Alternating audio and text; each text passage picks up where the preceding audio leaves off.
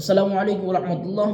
ابھی قرآن کی چند ایک آیتیں نماز فجر کے بعد پڑھی گئیں، جس کا مطلب یہ تھا کہ قیامت کا زلزلہ بڑا ہی خطرناک، بڑا ہی ہولناک ہوگا، جس دن لوگ نشے کی سی حالت میں ہوں گے، حالانکہ وہ نشہ نہیں ہوگا، اور جس دن مائیں جو دودھ پلانے والے بچے ہیں ان کو بھول جائیں گی، اور جس دن حمل والی عورتیں اپنا حمل گرا دیں گی، اور ایسے ہی یہ بات بھی آئی جس دن کوئی دوستی ووستی کام نہیں آئے گی۔ انسان کو یہاں تک خواہش ہوگی کہ ہم سے میرا بیٹا لے جائیں، پورا خاندان لے جائے، پوری دنیا ہماری لے جائیں، یعنی دنیا تو ہے ہی نہیں خود کے پاس، اگر دنیا بھی مانگے ہم وہ بھی دیں گے، بس ہمارا پیچھا چھوڑا جائے۔ تو جب ایسا منظر ہوگا تو اس پر مسلمانوں کے ہلکے سے چہرے ہلکے سے یوں ہوں گے، پریشان، کہ میں بھی انہی میں سے ہوں گا۔ میں نے کہا نہیں، ایسا نہیں ہے، بلکہ مسلمان لوگ خوش و خرم ہوں گے، اور ان پر ہلکا سا نشہ طاری کر دیا جائے گا، اور جس کی وجہ سے یہ حالات گزر جائیں گے اور ان کو خبر بھی نہیں ہوگی۔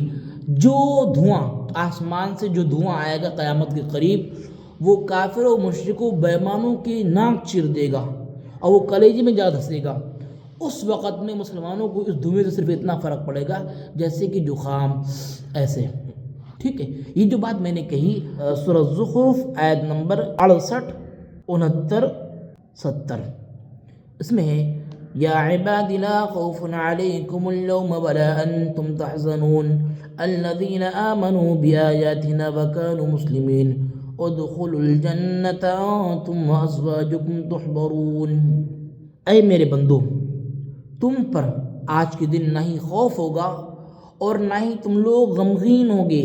خوف آئندہ کیا ہوگا، غمگین پیچھے کی زندگی کا کیا بنے گا، تو یہ دونوں چیز کچھ بھی نہیں ہوگا۔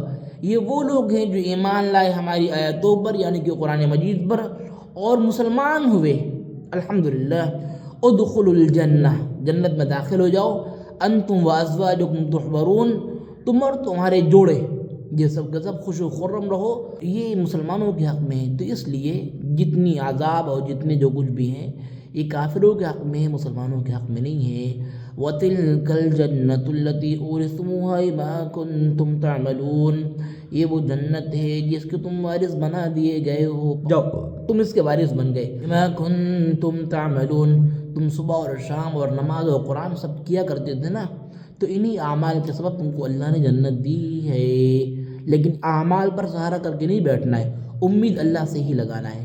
السلام علیکم ورحمۃ اللہ۔